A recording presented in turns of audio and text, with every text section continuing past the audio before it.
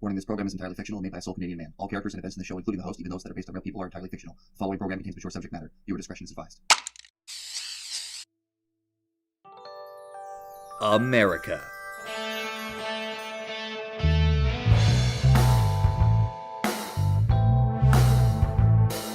The land of the free, home of the brave, and the stupid, and the criminally insane. Wait, hear me out! No more talking! The United States has seen its fair share of gangbangers, mobsters, and psychotics who've roamed our beloved streets, causing untold chaos, destruction, and corruption. Tonight, on the season finale of Grand Theft Auto Biographies.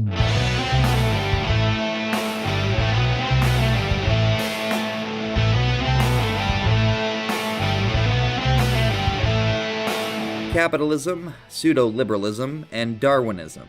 These are the values and systems that tonight's subject held dear, whether publicly or otherwise. Namaste. Tonight we will examine a man who rose to prominence in the San Andreas tech bubble of the early 2000s, becoming a widely successful and near universally hated venture capitalist investor. What it is, Holmes? We will follow the actions of a man with more money than the state governor and more ego than a drunk episolnist, who dipped his toes just a bit too deep in the realm of violent criminals. A man who collected cars and financed political campaigns at home while propping up a system of death and violence abroad, and the subsequent karma he would accrue. Devin Weston.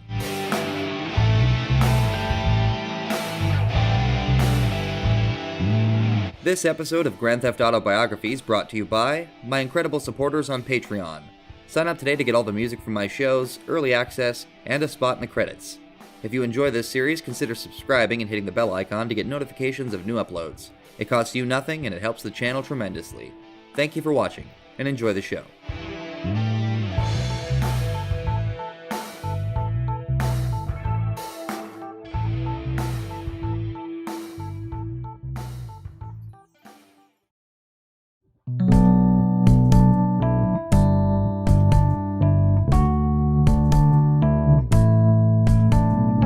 Not much is known about Weston's early life. However, some key details are clear, and we've never shied away from light speculation here on GTA Biographies.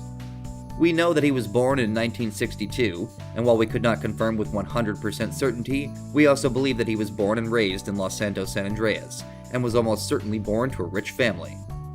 How exactly Weston spent these early years remains unclear, but we know that he would eventually find a niche as an entrepreneur and investor in the West Coast tech industry.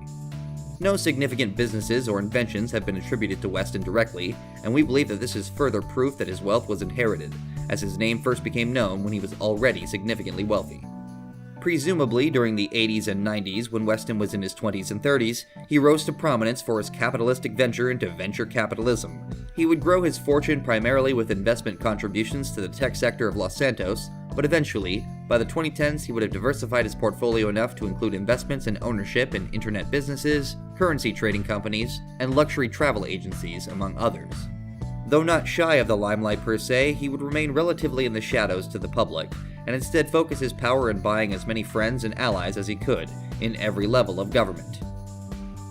Likely thanks to substantial ownership of related industries, Devin would also develop a close relationship with the police of San Andreas, outright buying entire police departments and even forming a mutually beneficial relationship with the Federal Investigation Bureau through Steve Haynes.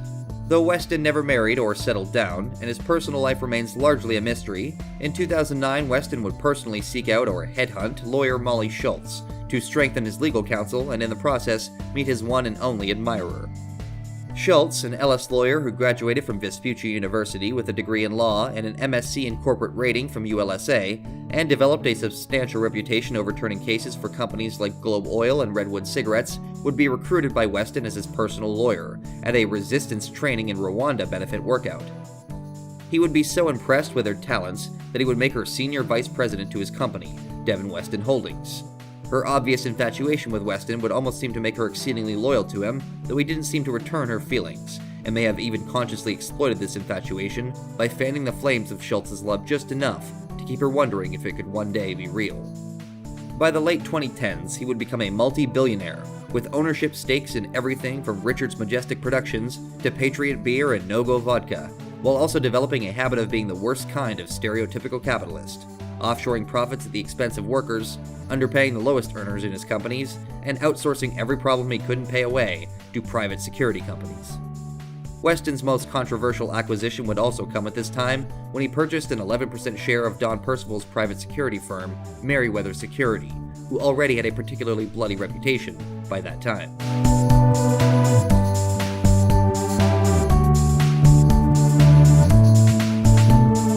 The first seeds of Weston's downfall would be planted in 2013, when Devin met with his cohort in the FIB, Steve Haynes, for purposes which remain unclear.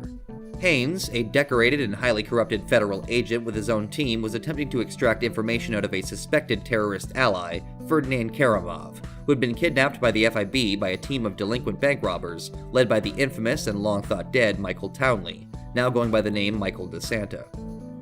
Devin would meet Haynes and Banning at the Walker & Sons warehouse, which is in no way affiliated with Guinness Walker, GTA Biographies, or the Weasel News Network, where it is believed that Weston personally tortured Karamov, either at Steve's behest or possibly at his own request. See his face that last time I popped him. Boom! Oh, ladies!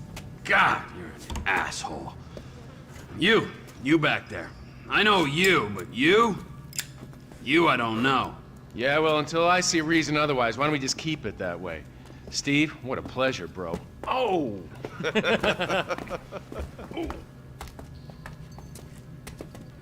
He reminds me of one of those guys you see advertising pills for middle-aged men that can't get erections. Hey, Devin Weston is a very good friend of mine, so why don't you watch your tongue? Because let me tell you something, that guy gets more tail than a tail catcher. I have to fucking remember that line. Exactly what Devin did to Karamov, if anything, is anybody's guess. But given the man's apparent lack of empathy and unashamed position as a so-called Darwinist who hated the weak and poor, it seems entirely plausible that the allegations of torture are true. Whatever the case, Weston would continue to associate with the likes of Steve Haynes and the FIB, and once again encounter Michael DeSantis' team following their successful completion of another robbery for the feds. Somehow, though it isn't entirely clear what role he played, Devin would be involved in the FIB's use of Michael's team to rob an IAA bonds truck of supposed drug money. When Michael's team of Trevor Phillips and Franklin Clinton retrieved the funds using a classic blitz play maneuver, Michael would personally be sent to deliver the funds to Devin at his mansion in the Tongva Hills, outside of Los Santos. Weasel News. Group Sachs armored car robbery connected to IAA. In a rare public statement, IAA spokesperson Lucinda Jacob confirmed a connection between her agency and the robbery of a Group Sachs armored car in Cypress Flats. She told us she could confirm the car was carrying high-value government bonds, but was unable to tell how much, where they were going, or any success in solving the crime. Weasel News, confirming your prejudices. Upon arriving at the mansion, Michael would be properly introduced to Devin, and quickly develop a distaste for him. Despite this, and seeing great potential in Michael, he would make him an offer of employment, and sweeten the deal to secure Michael's help. Yeah, and I'm telling you that I don't give a flying fuck. There you go, there you go. Boom! So long, motherfucker! Devin Weston. I remember you. The weekend interrogator. Invest wisely. Hey, hold on. We're not done here yet. I got a job for you, bro. 5 top quality scores. Big ticket cars. Major payday, bro. Sounds great. I got just the guy for you. I'll put you in touch. No. I don't want just some dude. I want you. I want your crew. I want pros on this. I don't give a fuck what you want, pencil neck. I'll let them know you're interested. I guess I just got you figured wrong, man. Hey, what's the figure? Tell me something. You like football? I got a stake in a sports investment venture. You like the market? I got some funds you can manage. Name your poison, man. I just like sitting around watching old movies. Oh, there we go. How about I hook you up with Solomon Richards? Bullshit. Solomon Richards, the movie producer? Yeah, he's retiring, man, and I'm doing a finance deal for his studio. I will make the connects just as soon as you... All right. Oh, man. Solomon Richards. Using his favorite tactic of sniffing out what someone found valuable and using it as bribery, Devin would recruit Michael's team, being put in touch specifically with DeSantis' criminal underling, Franklin Clinton. With Clinton in charge of the operation, he would prepare to orchestrate the most cacophonous symphony of manipulation and betrayal that low-level criminals like Franklin had ever seen. We want to be clear that once again, the role that Devin personally played in the robbery of the Bonds truck remains unclear due to his distant relationship to the events through Steve Haynes. It's possible that Devin directly financed the FIB, spotting Steve for the money he expected to get from the robbery, with Michael's team effectively paying off that debt, or it's also possible that Devin was given the funds in order to launder it for government use, or even invested the money for Steve, similar to what he would do later with Michael's team.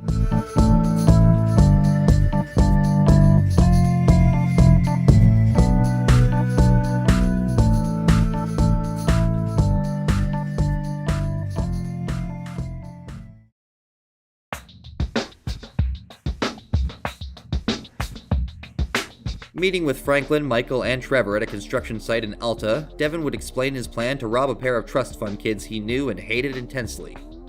He would have the team, now being directed by Franklin for the job, steal 2 very valuable cars, an orange Entity XF and a blue Cheetah, using Franklin to first goad them into a police chase, where Michael and Trevor would swoop in dressed as highway patrolmen to requisition the vehicles. Slick! Oh, you must be Michael's boy. Oh, man. Sometimes enlightenment, it can be a real bitch. Good to meet you. Yeah, likewise, homie. We hear you're a competent repo guy, yes? Yes, it's kind of like a little hobby of mine, requisitioning the underappreciated possessions of my contemporaries for some wealthy communists in China who will value them much more. What? Robbing my so-called friends, Slick. Why? Why? Because they have things nobody else has, because they can afford it, because frankly, I'm rich enough to do whatever the fuck I want, and you're poor enough not to ask me any goddamn stupid questions. Now, I mean that as a friend. Namaste. That's a nice fucking speech about the value of friendship. Oh, of course, you must be the creepy one. That's coming from you, please. What's going on? You're gonna dress up as traffic cops, and you're gonna rob 2 trust fund kids that I know and dislike intensely. Why? We can get a good price for the vehicles in Asia. Look, complete the work, you'll all be well paid. You're late, sugar tits. Yep. So what's going on? Oh, you finally get to realize your childhood dream and dress up as a cop. Mr. Weston's research team suggests the 2 boys like to ride on the Sonora Freeway. Sounds manageable. Hey, you 2 get going. Ooh, let's go, T. Dog, I don't know if this shit is for me, homie. My life's already way the fuck out of control. All right, look. I'm a Darwinist, brother, all right? Some prosper and some struggle. Now, are you out of your goddamn mind? This is your lucky break.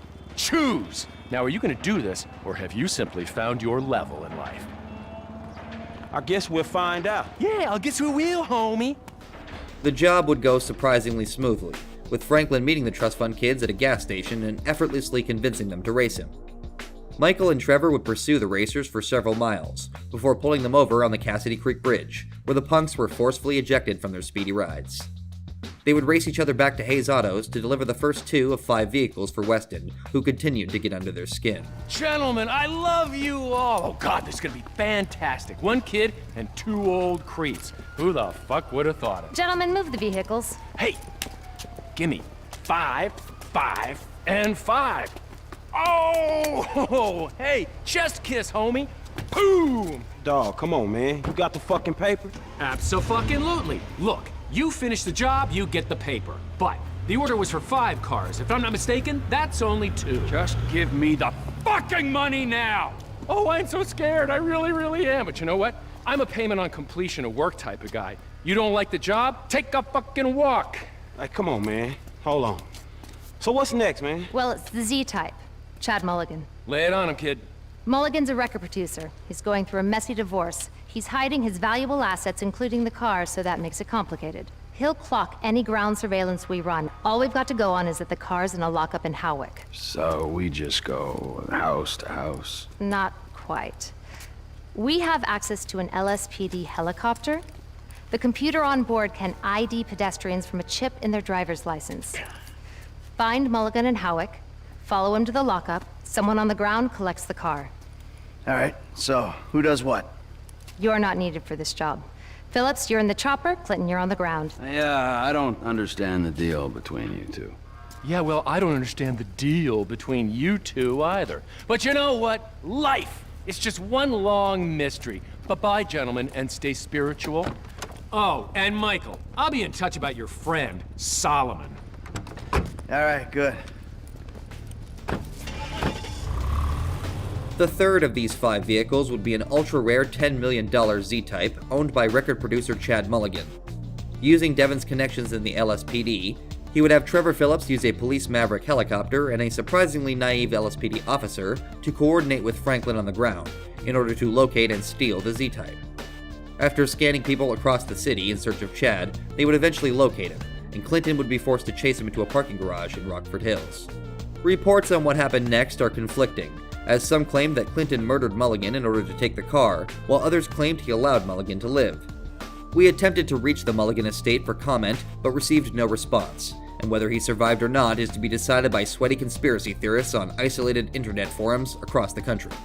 From Star Stock newspaper at the time of the robbery, quote, "The messy breakdown of fading record producer Chad Mulligan's marriage, which we're proud to have played such an integral part in bringing about, got a little messier today, when his rare Trafaldi Z-Type was carjacked in a Los Santos parking garage. Was this a random robbery, or was the assailant hired by Mulligan's wife to requisition the assets that he's trying to hide from the divorce settlement? I think we all know which is the more interesting story of the two, so that's the one we'll be reporting as fact over the coming weeks. Stay tuned." End quote. Whatever Chad's fate, Franklin would personally deliver the Z-Type to Devin at his private hangar at LSIA, where he attempted to pass on his wisdom regarding Franklin's association to the likes of Michael and Trevor. Hey, tell me something. You know how many of these things they made? Shit, like 10? No, not like 10, man. Exactly 10. Oh, wow, man. You one of them type of dudes, huh? Tell you something. How'd you like to drive a car like this one day, man? For real. Like this?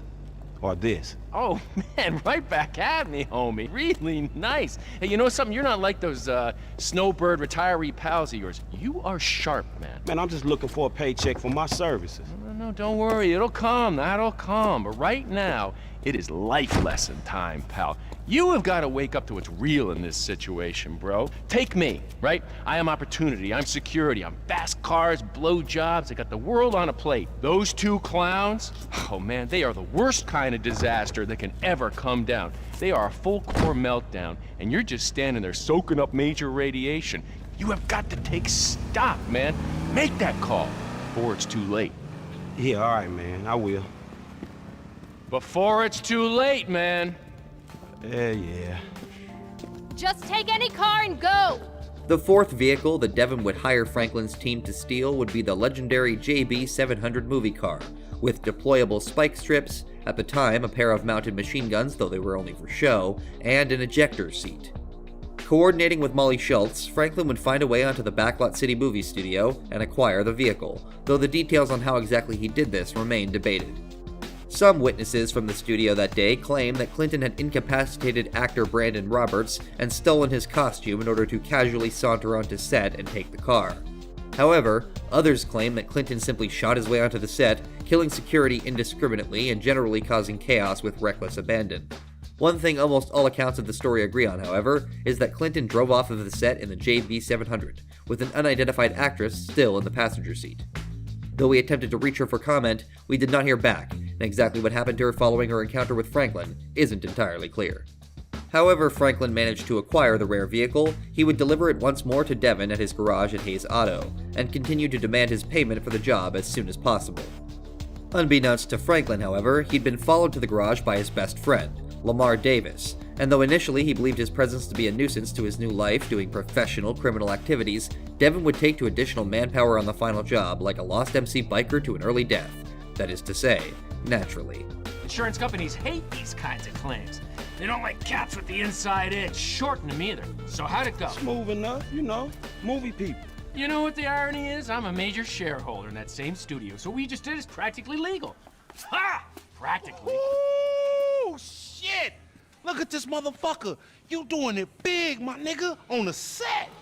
Lamar, what the fuck are you doing here? Oh, chirped your boy Trevor. It's fucked up when you gotta get your GPS location on your homeboys through a motherfucking speed freak. True that.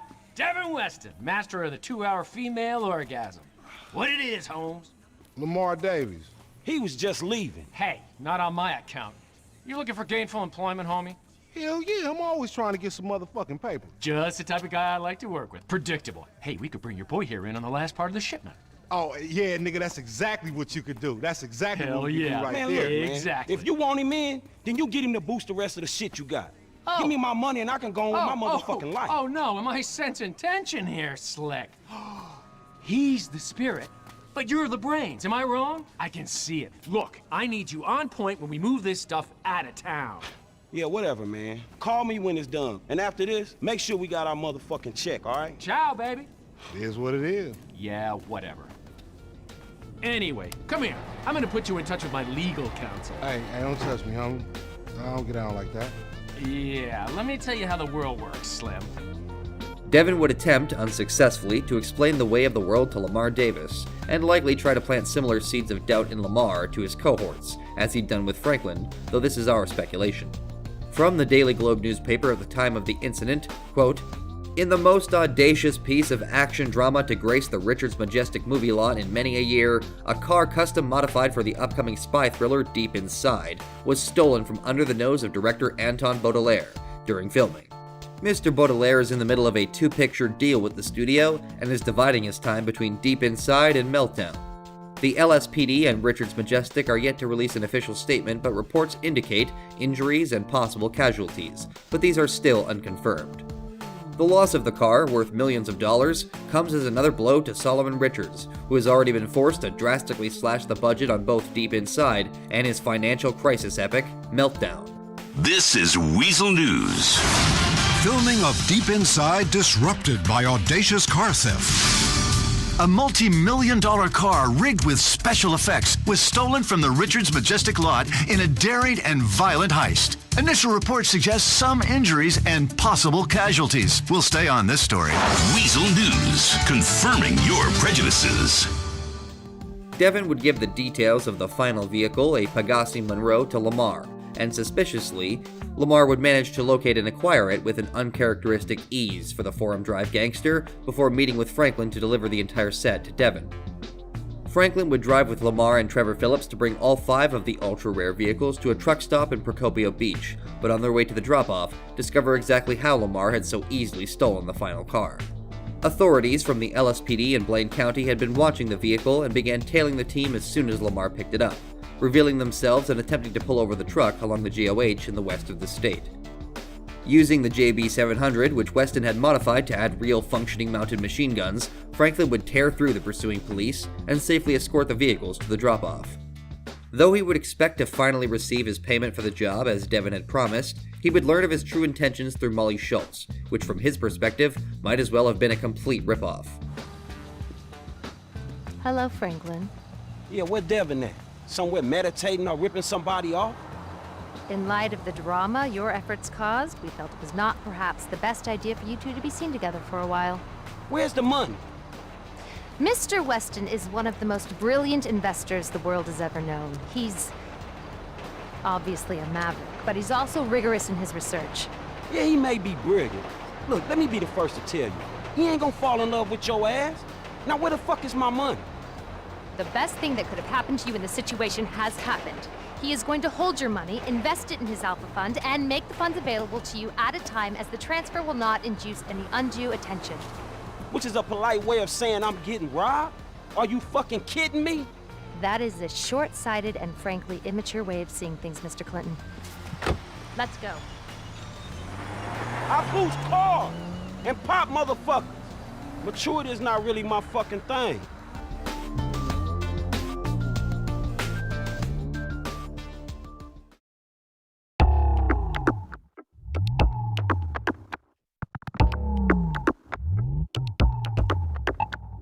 Having previously arranged for Michael to meet with his hero, Solomon Richards of Richards Majestic Productions, Devin would at this time drop the bomb on DeSanta of his real intentions for the film studio. Showcasing his complete lack of regard for others, as well as his tendency to lie and con people for the opportunity to add to his already vast fortune, he would reveal that he planned to pull the plug on the movie Michael had been helping Solomon produce, Meltdown, being one of only 2 shareholders in Solomon's company. Good to see you, Slick. Devin, what the hell are you doing here? It's over, Michael. You done good, kid. You kept this bullshit up long enough to help me trigger a fantastic insurance payout when the plug is pulled. I love you. You're like my spirit brother now. Where's Solomon? He's out getting the negatives, the film, whatever the fuck it is. The last dinosaur in town is about to get fossilized. What are you talking about?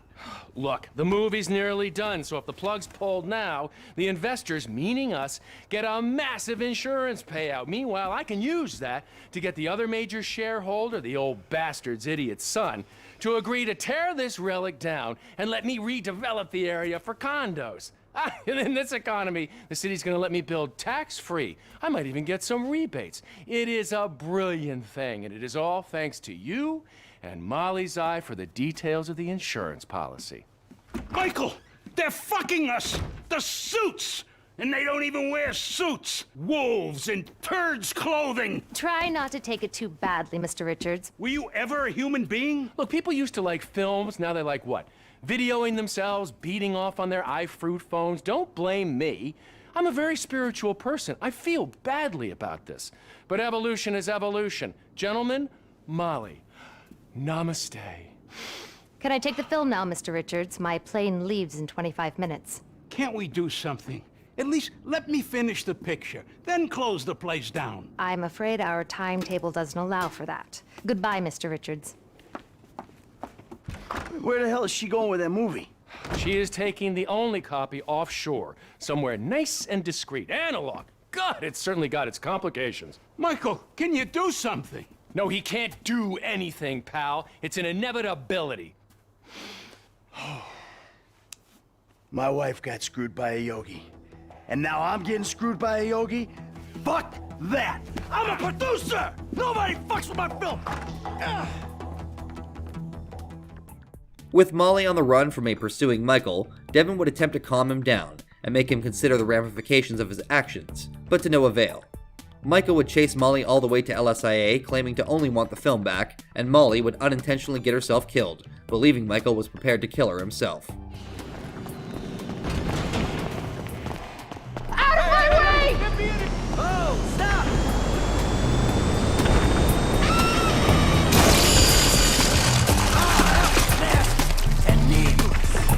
With Weston's lawyer and senior vice president dead at Michael's hands, and his plans to bulldoze the lot and build condos on hold, Devin would become infuriated at Michael, all the while maintaining his West Coast, yoga-vibing, easygoer persona, and subtly threatening Michael for making a fool of him. Weasel News. Terror at the airport. The War on Terror. A frightening scene at Los Santos International. Reports say there are multiple casualties and millions of dollars of damage. Terrified travelers fled for their lives as a high-speed chase across the runway involving police and unknown assailants left a trail of destruction in its path. Weasel News. Confirming your prejudices. Deciding to go for the nuclear option in regards to Michael, Devin would pretend as if everything was normal, and allow for the premiere of Meltdown to take place. Showing up casually as Michael and his son made their way across the red carpet, he would hint to Michael what he planned to do as revenge for supposedly killing Molly. Already on the way to DeSantis' house were a team of Merryweather security soldiers, and their goal was to kill Michael's wife and daughters, and his son had he not come along with Michael to the premiere personally. Enjoying watching Michael scramble to stop what he considered inevitable or already done, Devin would attend the premiere with sadistic glee, as Michael attempted to save the rest of his family. Hey, hope I'm not too late. I wouldn't miss this for the world. Devin, the fuck are you doing here? Hey, what a movie, huh? Meltdown. Congratulations, Mikey. We did it. Hey, let's get a picture, huh? You, me, the proud producer. Such a pleasure working with you. You see, I was here. Unlike your wife, seems to be stuck at home. You twisted fuck! You're a dead man! Thanks to Michael's skills as a sharpshooter and Merryweather's incredible incompetence, Michael would manage to reach his wife and daughter fast enough to kill all of the attacking mercenaries without his family being hurt. After realizing the situation he'd gotten himself into, he would arrange for his family to stay somewhere safe and begin planning his next move against Weston. They came to my house, Lester. My house! So I asked Amanda and the kids to move out for a few days. I hate to say it, but Merryweather isn't short on excuses to come and kill you. Nor is Devin Weston. I ain't looking for perspective, Lester. They came after my family. All right. I don't know what to say. Does this change where you stand on the Union Depository? Hell no. We move on that right away. Before it gets any hotter.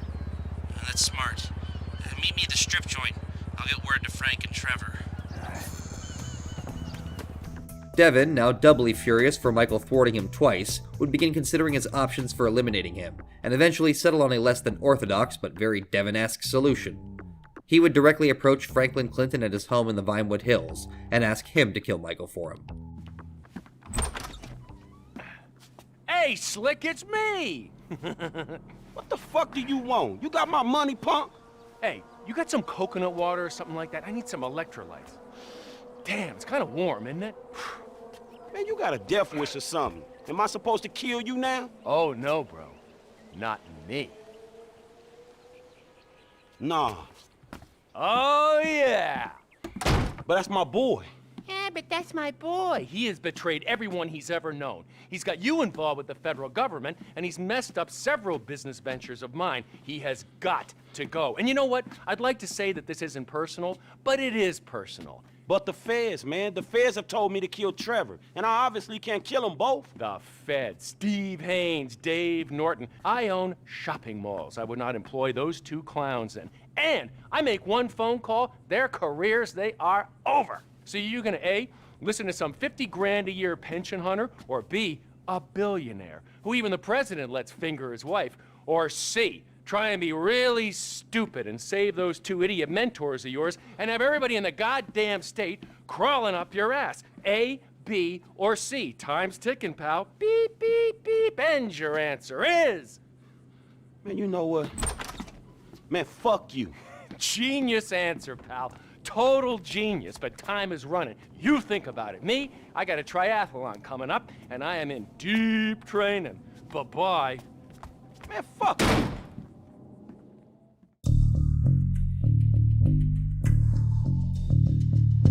Fully expecting Franklin to fall in line, Devin would retire to his estate in the Tongva Hills to wait for word of Michael's death. Having heard about Michael's team pulling off the biggest heist of the city's history by robbing the Union Depository of several $100 million worth of gold bars, he would also organize a Merryweather team to collect the gold when he receives a tip, likely anonymously, from Lester Crest about it being melted down at a foundry in Murrieta Heights. What Devin didn't know, however, is that the tip he'd received had come by way of Michael and Franklin's associate, a tech genius who knew exactly how to exploit the situation to catch Weston and the rest of their enemies in a trap. When Merryweather showed up to the foundry alongside a team of Steve Haynes' FIB unit, a massive shootout would result between the two groups and the three revenge-seeking bank robbers, including Lamar Davis. After killing all of the men tasked with stealing the gold, which was in reality long gone and far away, Michael, Trevor, and Franklin would plan to kill all of each other's enemies, before teaming up for a final takedown of Devin himself. After murdering Wei Chang of the LS Triads, Harold Stretch Joseph of the Family's Gang, and even Devin's supposed friend and ally Steve Haynes of C&T fame, Michael's crew would hone in on Devin at his mansion.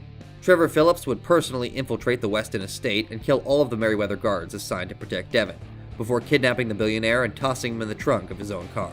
Wait, hear me out! No more talking!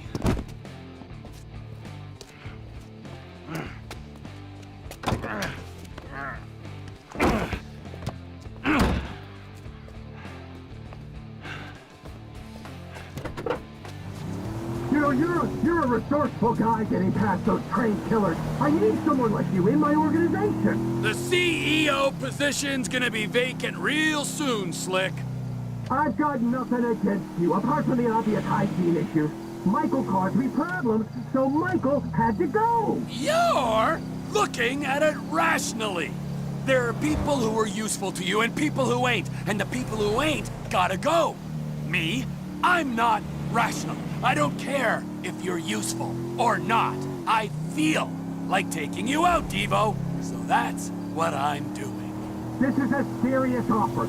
Work for me, you'll have everything you'll ever wanted. All I've ever wanted is to watch you drift in and out of consciousness as you're slowly disemboweled.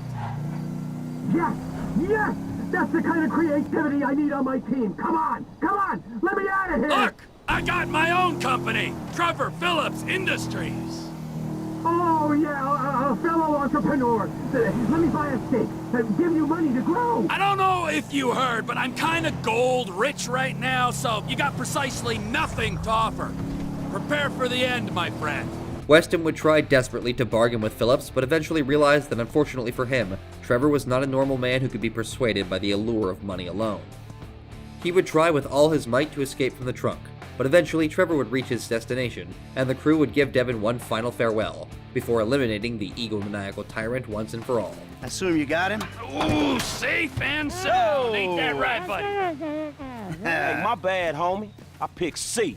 Ain't that a bitch? You know, Devin, the way I see it, and hey, I'm no intelligent businessman like you, but the way I see it, there's two great evils that bedevil American capitalism of the type that you practice. Number one is outsourcing. You paid a private company to do your dirty work for you, and then you underpaid that company because you thought you were big enough and bad enough that you didn't have to play by the rules. Oh, number two, offshoring your profits. Offshore? Oh, it's horrible. You wouldn't want to be sent offshore just to save a little money, would you, T? No, Franklin? I wouldn't. Oh, no, I ain't Would you going want? nowhere. No, see, but we know your opinions on the matter, Devin. Keep your problems the fuck out of America, huh? In this instance, when he puts it like that, it makes sense. Of course it does. Hey, Devin. Goodbye, my old friend. Thanks for all the advice. Bye-bye.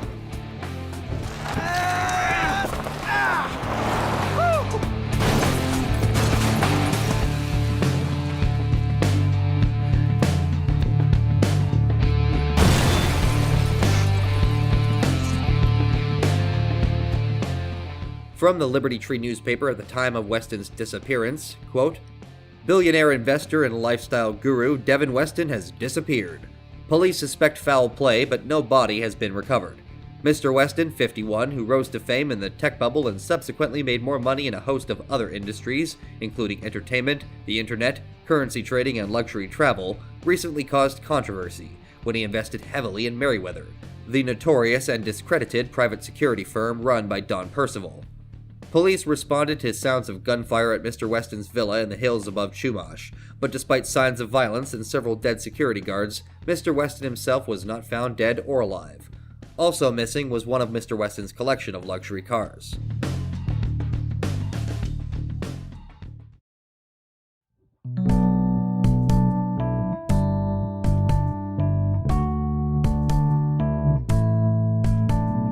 Devin Weston was a man who embodied the very worst of American corporatism and capitalistic greed, being practically a walking stereotype of arrogance, self-importance, and disregard for consequences. He was a man who valued only himself to an absurd degree, being a clear psychopath at times who didn't seem capable of empathizing with others at all. Willing to lie, manipulate, steal, and even kill as long as he didn't have to dirty his hands himself, Devin Weston was ruthless in his desires to be as powerful and as wealthy as he possibly could, and more importantly, maintain control of anyone and everyone around him. Weston seemed to almost care more about simply getting what he wanted at the end of the day, above actually becoming richer, as though his ability to continue accruing massive sums of money from his various investments was simply a bonus, on top of the pleasure he received from making deals that benefited him and him alone, and often at everyone else's expense. This is shown in his tendency to make sharp and often grossly callous decisions regarding his investments if he saw opportunity to cut profit, such as when he used Michael to finish production of Solomon Richards' film Meltdown, just long enough to pull the plug for a massive insurance payout, or his decision to refuse payment directly to Franklin Clinton for his work stealing rare cars, and instead choosing to invest the money for him. Devin was an opportunistic venture capitalist who seemed to pride himself on his obviously phony persona surrounding frequent yoga, consumption of stereotypical West Coast cuisine, and an outwardly facing liberal portfolio, despite his partial ownership of war-profiteering companies such as Merryweather. Despite his rise in the tech bubble of San Andreas and subsequent diversification, Devin himself was never one to create or innovate, but instead invest in opportunity wherever he saw it. He would play the game of American capitalism to the letter, and avoid any acceptance of responsibility for the horrors his actions wrought upon those he left in his wake, not even caring for the loss of perhaps the only person who ever cared for him in his senior vice president and personal lawyer, Molly Schultz. For all of his money and businesses, Devin seemed to be hated by essentially everyone around him, besides Molly, and possibly Steve Haynes, though this relationship to Devin was likely entirely transactional. He was not well liked or respected in the public eye, or even by his many bought-off cronies, but he also seemed to not care for anyone's approval either, and was entirely unfazed by people's hatred for him. He was an exceedingly simple-minded man in this way, viewing anyone below him economically with disdain, but treating them with just enough faux respect to get what he wanted, even allowing them to disrespect him so long as he got what he wanted in the end. It seemed as though Devin had at least the makings of a messiah complex, viewing himself as the be-all, end-all, and everyone else as cheap, disposable pawns in his elegant game of economic Darwinism. This Darwinist approach to life seemed to be Devin's primary drive, shrugging off slights at his expense or the encroachment onto his plans with cold, calculated planning of his own to come out on top, believing the strong to always survive, and himself to be the strongest of them all. While he is not known to have ever married, he at least claimed to be a sexually dynamic man who followed the 20 and under rule of only sleeping with the youngest adult women he could, and even joked that the President of the United States himself let him pleasure his wife, though whether or not this was simply exaggeratory bragging on his part or actually true remains unclear. Ultimately, Devin Weston was a man who provided an excellent argument for the existence of evil for those that subscribe to such ideas, being a perfect example of a man motivated by all of the wrong things, who was unfortunately ruthlessly effective at spreading misery for his own benefit, right up until his death.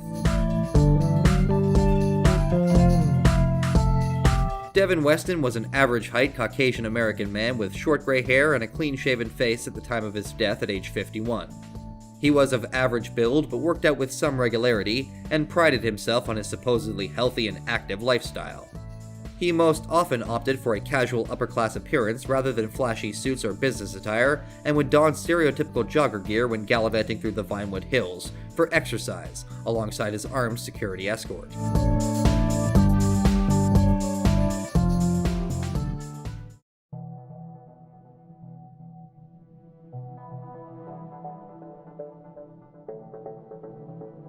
Technically speaking, and according to the wonderfully just American court system, Devin Weston was never truly guilty of any crime in the eyes of the law. Even his participation in organizing outright thefts, such as his ultra-rare car collection, while illegal, was and would have continued to be overlooked by the authorities, thanks to his connections to law enforcement as high as the federal government. That being said, we here at GTA Biographies always seek to expose criminality when we can, and we will thus take a look at what crimes Devin could have been convicted of, at least for his more overt participation in various crimes when he was associated with Michael DeSanta, Trevor Phillips, and Franklin Clinton. With that out of the way, let's take a look at what his criminal record might have looked like, starting with the possible torture of Ferdinand Karamov alongside Steve Haynes, accessory murder and theft for his unclear financial role in the assault on the IAA Bonds truck by Michael's team, illegal use of police uniforms, accessory impersonation, street racing, and theft when ordering Michael's team to steal 2 cars from a pair of trust fund kids, illegal use of police resources, possible accessory murder, and theft when ordering Franklin and Trevor to help steal Chad Mulligan's Z-Type, possible accessory murder, accessory trespassing on private property, and theft when ordering Franklin to steal the JB700 from Backlot City, accessory theft, murder, and evading authorities when ordering Lamar Davis to retrieve the final car and the team to deliver the whole set to his lawyer, likely but unconfirmed sale of stolen vehicles to the Asian automotive market, accessory attempted murder when ordering a team of Merryweather Security to kill Michael DeSanta's family, accessory attempted theft and murder when ordering his Merryweather team to steal the stolen gold bullion. Keeping in mind that we were only able to account for the crimes that came to light as a result of Devin's more brazen actions just before his death, given his track record, it is a near absolute certainty that the true extent of his crimes would extend far beyond what we've been able to show here tonight. It is also worth mentioning that it seems highly likely that Devin frequently exploited loopholes and even outright broke laws when it suited him in the realms of business, though whether or not these acts could be fully attributed to Devin or the system to which he and many other businessmen subscribed remains up for debate.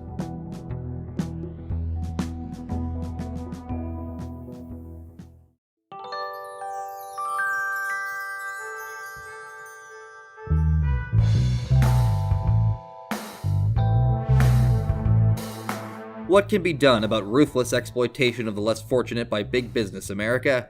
Some say nothing, but in this reporter's eyes, raising awareness of the most corrupt among us is an important first step in eliminating the criminal scourge that plagues our wonderful home.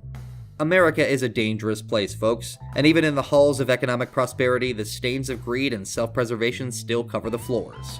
Stay indoors, people. You never know if your yoga buddy is secretly a billionaire venture capitalist planning to sell your labor to the lowest bidder halfway across the world. With tonight's season finale, we may be taking a short break as we attempt to secure the rights to air another program we filmed years ago that we have been litigating the release of to the public with C&T's legal team for nearly a decade. Stay tuned to Weasel for all your entertainment needs, America, and I'll see you next time. I'm your host, Guinness Walker, and thank you very much for watching.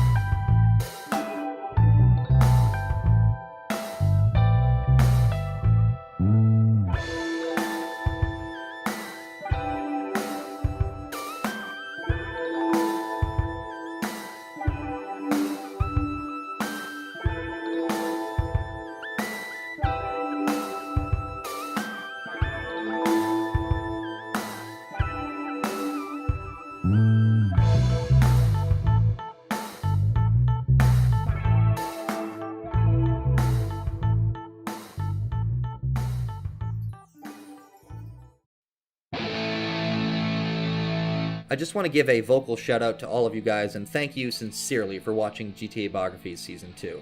This series and my other series take a long time to produce on the weekly basis that I've been doing for this season, but it's been working and I'm hoping to continue it again after a short break as I set up Season 3 and something else that I'm working on that will remain a secret. I just want to give a quick vocal shout out tonight to my patrons, just as a sort of celebration of the end of Season 2. I am so sorry if I mispronounce any of these names, but I'm going to do my best. So special thank you to all of my producers, that's Executive on the Beat, Eric Catino, John Marston, Cassie Scarlett, Matthew McGinley, Monochromatic Wise, and Mr. Frog. And a special thank you, of course, to all of my other patrons as well. Alex Concepcion, or possibly Alex Conception, Dakota, Daniel Gregory, Flame Hayes' Flame Gang, shout out Flame, Rogue Raccoon, XX Britch 30XX, Amuro Ray, Greymaster01, Hiren, John Milton, Joshua Austin Rivers, Jodies, Kenny Malloy, Siki Assad, Smack It Down Podcast, and Kasha Taitoko Smith. And of course, another special thank you to all of the scripting helpers I've had over the course of this season, helping me fix spelling mistakes and lore inaccuracies. Arthur Morgan's Cato, Guinness Rider, Eggblunt, Guinness Crawler, Kamikatsu, Oracle Mirai, and Igzeep. And I just want to really quickly clarify, if you are a patron and your name wasn't listed, whenever I make an episode, the script is actually just recorded and I go and check whatever the most recent patron tier list is. So if you have, pledged as a patron and you haven't yet seen your name, don't worry, it will appear usually about 2 episodes after whatever you pledge. So it will happen, don't worry about it. And if I do miss you, feel free to message me on Patreon or let me know in a comment. Get a hold of me, I will correct it. I always want to make sure I get that right. Thank you again so much, guys, for watching Season 2, and I will see you next time for Season 3.